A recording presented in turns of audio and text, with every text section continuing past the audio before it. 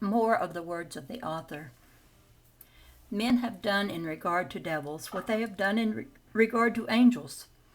Just as they have imagined that there are beings who were created perfect from all eternity, so they have imagined that spirits of the lower degrees were beings essentially and eternally bad. The words demon, devil, ought therefore to be understood as indicating impure spirits who are often no better than the imaginary beings designated by those names, but with this difference, that their state of impurity and inferiority is only transitory.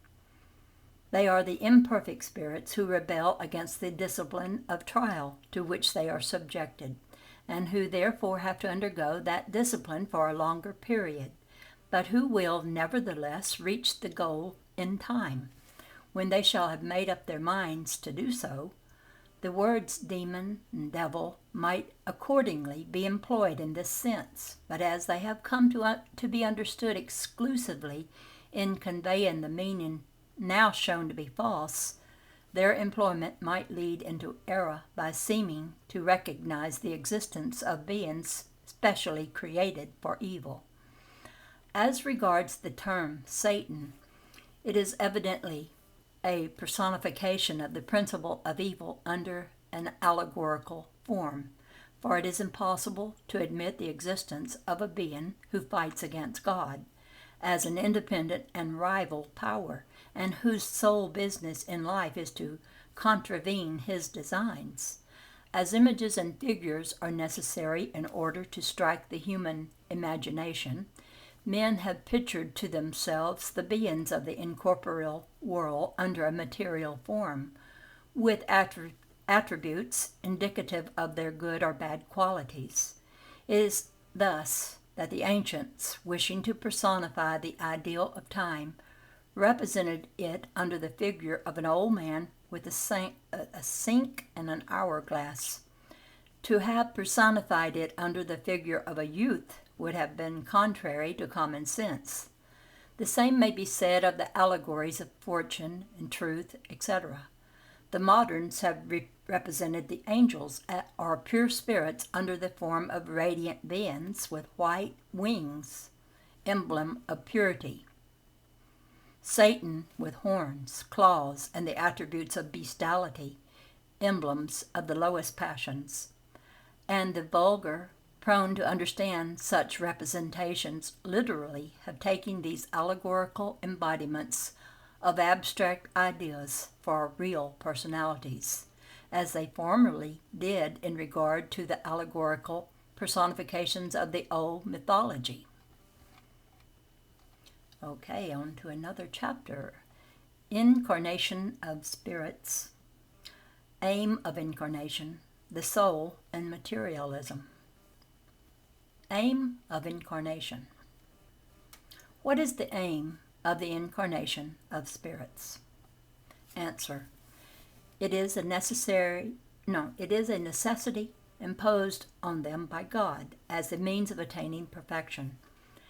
For some of them it is an expiation, for others a mission. In order to attain perfection, it is necessary for them to undergo all the vicissitudes of corporal existence.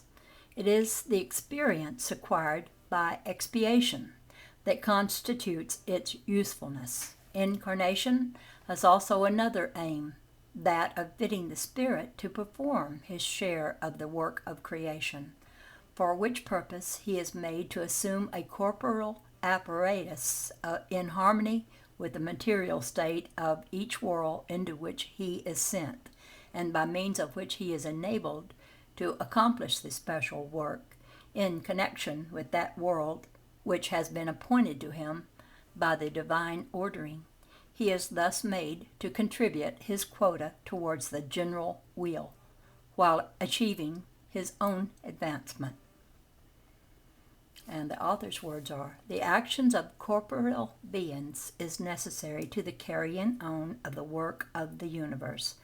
But God in his wisdom has willed that this action should furnish them with the means of progress and of advancement toward himself. And thus, through an admirable law of his providence, all things are linked together, and solidarity is established between all the realms of nature. Question: is incarnation necessary for the spirits who from the beginning have followed the right road? Answer: all are created simple and ignorant. They gain instruction in the struggles and tribulations of corporeal life. God, being just, could not make some of them happy without trouble and without exertion, and consequently without merit. But if so, what do spirits gain by having followed the right road, since they are not thereby exempted from the pains of corporeal life? They arrive more quickly at the goal, and besides, the sufferings of life are often a consequence of the imperfection of the spirit. Therefore, the fewer his imperfections, the less will be his sufferings. He who is neither envious, jealous, avarice, nor ambitious will not have to undergo the torments which are a consequence of those defects. The soul. Question: what is the soul? Answer: an incarnate spirit. Question: what was the soul before its union with the body? Answer: a spirit. Souls and spirits are then the very same thing? Answer: yes, souls are only spirits. Before uniting itself with the body, the soul is one of the intelligent beings who people the invisible world and who temporarily assume a fleshly body in order to effect their purification and enlightenment. Question: is there in man anything else than a soul and a body? Answer: there is the link which unites the soul and the body. Question: what is the nature of that link? Answer: it is semi-material, that is to say, of a nature intermediate between soul and body, as it must necessarily be, in order that they may be enabled to communicate with each other. It is by means of this link that the spirit acts upon matter, and that matter acts reciprocally upon the spirit. Now this is the author's words. Man is thus formed of three essential elements or parts. First, the body, or material being, analogous to the animals and animated by the same vital principle. Second, the soul, or incarnated spirit, of which the body is the habitation. Third, the intermediary principle, or perispirit, a semi-material substance, which constitutes the innermost envelope of the spirit and unites the soul with the body. This triplicity is analogous to that of the fruit, which consists of the germ, the perisperm, and the rind or shell. Question: is the soul independent of the vital principle? Answer: the body is only the envelope of the soul, as we have repeatedly told you. Question: can a body exist without a soul? Answer: yes, but it is only when the body ceases to live that the soul quits it. Previous to birth, the union between the soul and the body is not complete, but when this union is definitely established, it is only the death of the body that can sever the bonds that unite it to the soul, and thus allow the soul to withdraw from it. Organic life may vitalize a body without a soul, but the soul cannot inhabit a body deprived of organic life. Question: what would our body be if it had no soul? Answer: a mass of flesh without intelligence, anything you choose to call it, excepting a man. Question: can the same spirit incarnate itself into two different bodies at the same time? Answer: no. The spirit is indivisible and cannot simultaneously animate two different beings. Question: what is to be thought of the opinion of those who regard the soul as being the principle of material life? Question: that is a question of definition. We attach but slight importance to mere words. You should begin by agreeing among yourselves as to the exact meaning of the expressions you employ. Question. Certain spirits and certain philosophers before them have defined the soul as an animated spark that has emanated from the great whole. Why this contradiction? Answer. There is nothing contradictory in such a definition. Everything depends on the meaning you attribute to the words you use. Why have you not a word for each thing? Now, this is the author's addition to this. The word soul is employed to express very different things. Sometimes it is used to designate the principle of life, and in this sense it is correct to say, figuratively, that the soul is an animated spark that has emanated from the great whole. These latter words designate the universal source of the vital principle, of which each being absorbs a portion that returns to the general mass after its death. This ideal does not exclude that of a moral being, a distinct personality, independent of matter, and preserving its own individuality. It is this being which, at other times, is called the soul, and it is in this sense that we speak of the soul as an incarnate spirit.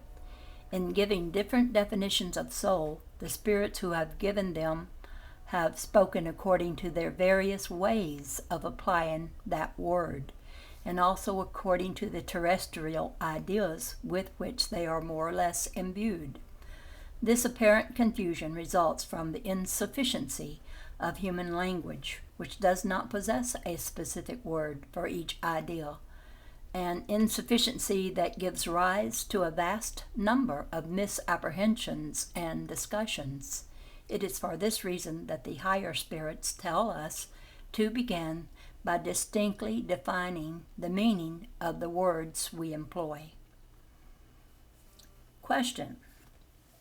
What is to be thought of the theory according to which the soul is subdivided into as many parts as there are muscles in the body, and thus presides over each of the bodily functions? Answer. That, again, depends on the meaning attached to the word soul. If by soul is meant the vital fluid, that theory is right. If the word is used to express an incarnate spirit, it is wrong. We have already told you that a spirit is indivisible. It transmits movements to the bodily organs through the intermediary fluids, but it undergoes no division. Question. Nevertheless, there are spirits who have given this definition. Answer. Spirits who are ignorant may mistake the effect for the cause. Now here's the author's words on this. The soul acts through the intermediary of the bodily organs, and those organs are animated by the vital fluid, which is distributed among them something more abundantly, albeit more abundantly in those which constitute the centers or foci of movement for each organism. But this explanation becomes inadmissible when the term soul is employed to designate the spirit which inhabits the body during life and quits it at death. Question. Is there any truth in the opinion of those who suppose that the soul is exterior to the body and environs it? Answer. The soul is not shut up in the body like a bird in a cage. It radiates in all directions and manifests itself outside the body as a light radiates from a glass globe, or as a sound is propagated from a sonorous center. In this sense, the soul may be said to be exterior to the body, but it is not therefore to be considered as enveloping the body. The soul has two envelopes. The first or innermost of these, of a light and subtle nature, is what you call the perispirit. The other, gross, material, heavy, is the body. The soul is the center of both these envelopes, like the germ in the stone or the fruit of the fruit, as we have already said. Question. What is to be thought of that other theory according to which the formation of the soul of the child is carried on to completion during the successive periods of the human lifetime? Answer. The spirit is a unit and is as entire in the child as in the adult. It is only the bodily organs or instruments of the manifestation of the soul that are gradually developed and completed in the course of a lifetime. Here again you mistake the effect for the cause. Question. Why do not all spirits define the soul in the same way? Answer. All spirits are not equally enlightened in regard to these matters. Some spirits are still so little advanced intellectually as to be incapable of understanding abstract ideas. They are like children in your world. Other spirits are full of false learning and make a vain parody of words in order to impose their authority upon those who listen to them. They also resemble too many in your world, and besides, even spirits who are really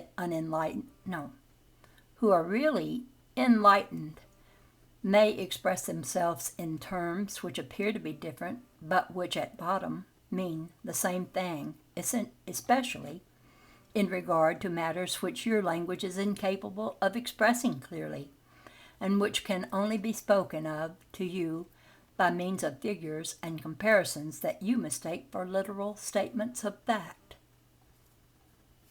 Question. What is to be understood by the soul of the world? Answer. The universal principle of life and intelligence from which individualities are produced. But very often, they who make use of these terms do not know what they mean by them.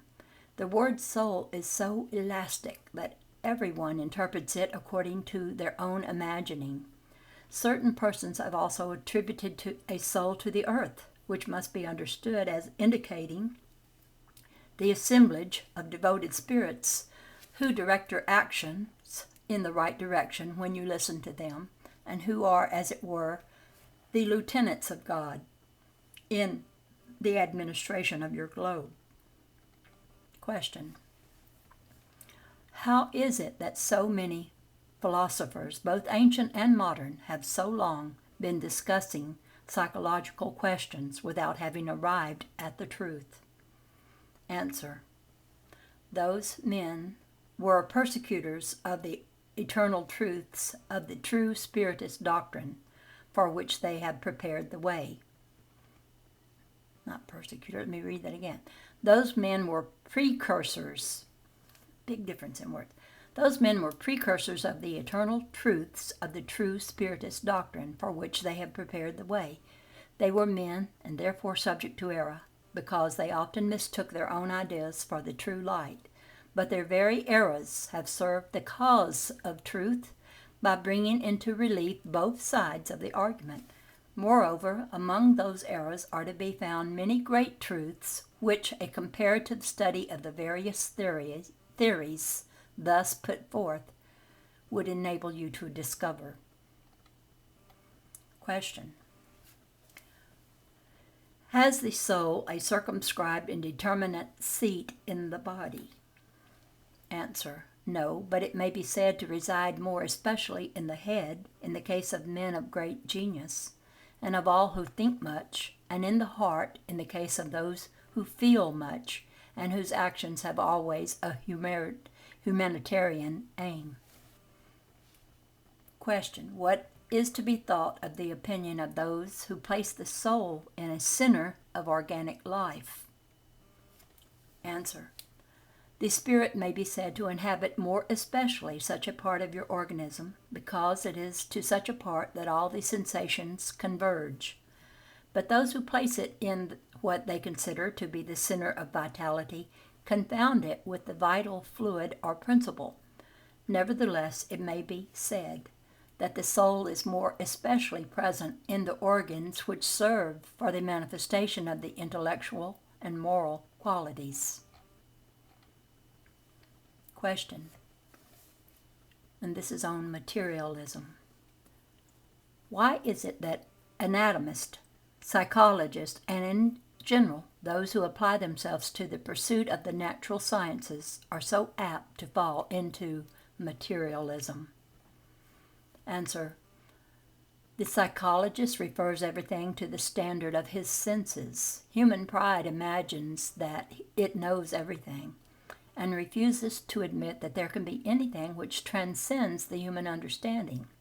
Science itself inspires some minds with presumption. They think that nature can have nothing hidden from them. Next question. Is it not regrettable that materialism should be a consequence of studies which ought, on the contrary, to show men the superiority of the intelligence that governs the world? Answer. It is not true that materialism is a consequence of those studies. It is a result of the imperfection which leads men to draw a false conclusion from their studies. For men may make a bad use of the very best things. The ideal of annihilation, moreover, troubles those who profess to hold it more than they will allow to be seen, and those who are the loudest in proclaiming their materialistic convictions are often more boastful than brave. The greater number of the so-called materialists are only such because they have no rational ground of belief in a future life. Show a firm anchor of rational belief in a future state to those who see only a yawning void before them, and they will grasp it with the eagerness of drowning men. Now this is the author's words. There are those who, through an aberration of the intellect, can see nothing in organized beings but the action of matter, and attribute to this action all the phenomena of existence. They have seen in the human body only the action of an electrical machine. They have studied the mechanism of life only in the play of the bodily organ. They have often seen life extinguished by the rupture of a filament, and they have seen nothing but this filament. They have looked to see whether anything still remained, and as they have found nothing but matter that has become inert, as they have neither seen the soul escape from the body nor been able to take hold of it, they have concluded that everything is reducible to the properties of matter, and that death is consequently the annihilation of all thought. A melancholy conclusion, if such were really the case. Were it so, good and evil would be alike devoid of aim. Every man would be justified in thinking only of himself, and in subordinating every other consideration to the satisfaction of his material instincts. Thus all social ties would be broken, and the holiest affections would be destroyed forever. Happily for mankind, these ideals are far from being general. Their area may even be said to be a narrow one, limited to the scope of invidious opinions, for nowhere have they been erected into a system of doctrine. A state of society founded on such a basis would contain within itself the seeds of its own dissolution, and its members would tear each other to pieces like so many ferocious beasts of prey. Man has an intuitive belief that for him everything does not end with the life of his body.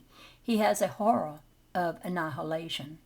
No matter how obstinately men have had set themselves against the ideal of a future life, there are very few who, on the approach of death, do not anxiously ask themselves what is going to become of them.